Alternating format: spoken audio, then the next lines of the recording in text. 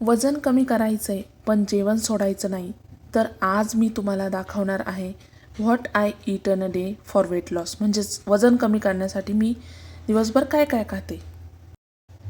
दिवसाची सुरुवात मी कोमट पाणी, त्यामध्ये रात्री भिजवलेले मेथीचे दाणे आणि भिजवलेले बदाम घेते. हे पोट साफ ठेवायला, मेटाबॉलिझम सुधारायला आणि ब्लोटिंग कमी करायला खूप मदत करते.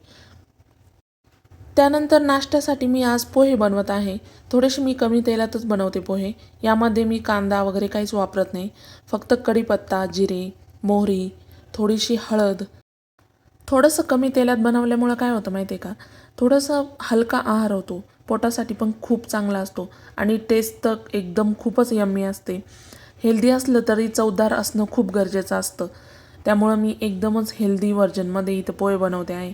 तुम्ही कांदा वगैरे पण घालू शकता, काही प्रॉब्लेम नाही आहे.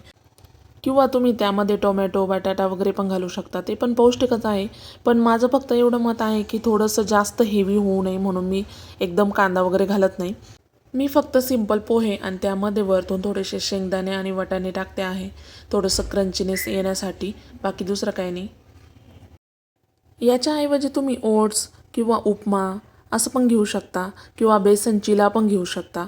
अतिशय हलका असतं, काही प्रॉब्लेम नाही आहे. नाश्त्यासाठी एकदम उत्तम पर्याय आहेत. तुम्ही पोहे, उपमा, ओट्स, चिला यापैकी काहीही एक पदार्थ तुम्ही तुमच्या नाश्त्यासाठी घेऊ शकता. इथं मी वरतून एकदम मस्त फ्रेश अशी कोथिंबीर टाकली आहे. थोडंसं टेस्ट इन्हान्स होते त्याने आणि छान मस्त पोहे तयार झालेले आहेत. एकदम यम्मी झाले होते आणि थोडंसं कमी तेलात असल्यामुळं कोणत्याही प्रकारचं गिल्ट पण येत नाही की बाबा की कसं खायचं, एवढं हेवी होईल असं तसं, काहीच असं वाटत नाही. याच्याबरोबर तुम्हाला जर असं वाटलं की थोडंसं क्वांटिटी कमी होतं आहे, तर तुम्ही याच्याबरोबर एखादं फ्रूट्स वगैरे पण घेऊ शकता. कोणत्याही एका प्रकारचं फ्रूट घेऊ शकता तुम्ही, काहीच प्रॉब्लेम नाही आहे. त्यानंतर डायरेक्ट मी दुपारी 12:30 वाजता मुगाच्या डाळीचे धिरडे बनवले होते. अशी मूग डाळ वगैरे मस्तपैकी अशी भिजत घालून छान धिरडे झाले होते, एकदम मस्त. पूर्ण रेसिपी माझ्या यूट्यूब चॅनलवरती आहे ऑलरेडी, ती तुम्ही बघू शकता. त्याबरोबर मी थोडंसं सॅलड आणि ठेचा घेतला होता. प्रोटीन आणि फायबरच्या कॉम्बिनेशनमुळे पोट पण भरलेलं राहतं आणि क्रेविंग्स पण होत नाही. म्हणजे दिवसभर तुम्हाला असं वाटणार नाही की आता काहीतरी खायला पाहिजे. असं पोट पण भरल्यासारखं वाटेल आणि क्रेविंग्स पण एकदम कमी होतील. एकदम मस्त छान झालं होतं. आणि 4 वाजता मी इथं स्नॅक म्हणून एक लाडू घेतलेला आहे. तो मी घरगुती बनवला आहे, मेथीचा लाडू.